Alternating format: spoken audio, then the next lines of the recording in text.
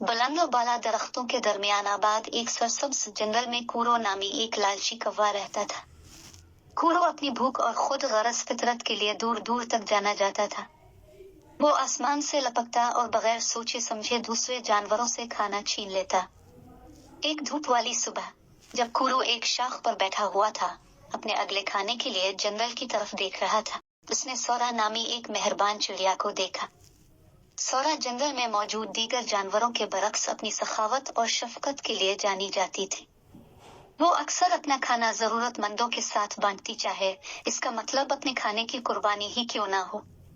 कूरो की आंखें लालच से चमक उठी जब उसने सौरा को दरख्त से दूसरे दरख्त तक फड़फड़ाते, बीज और बीज जमा करते देखा। बगैर किसी हिचकिचाहट के कूरो झपट पड़ा और सौरा से मुतालबा किया कि वो इसे अपना कुछ खाना दे दे। लेकिन मुझे जिंदा रहने के लिए इस खुराक की जरूरत है, सौरा ने एहतजाज किया। उसकी छोटी सी आवाज खौफ से कांप रही थी। मुझे आपकी जरूरतों की कोई परवाह नहीं। जो कुछ आपके पास है वो मुझे दे दो, वरना मैं जबरदस्ती ले लूंगा, कूरो ने चीखते हुए कहा। उसकी गोल आंखें खुदगर्जी से पर थीं। हिचकिचाते हुए सौरा ने कुछ बीर कूरो के हवाले किए, इस उम्मीद पर कि वो इसे सुकून से छोड़ देगा। लेकिन कूरो के लालच की कोई हद नहीं थी। इसने ज्यादा से ज्यादा मुतालबा किया जब तक कि सौरा को देने के लिए कुछ नहीं बचा। शिकस्त खुर्दा और भूखी सौरा उड़ गई।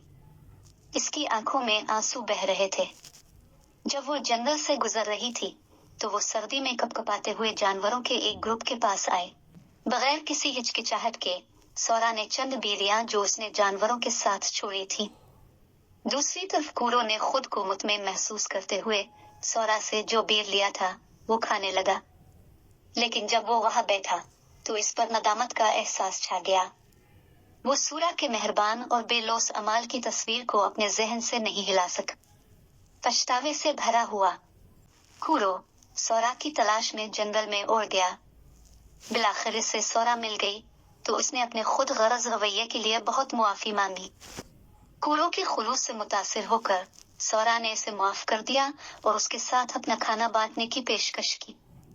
इस दिन से कूरो और सौरा गैर मुतवक्के दोस्त बन गए और कूरो ने मेहरबानी और सखावत की हकीकी कदर सीखी।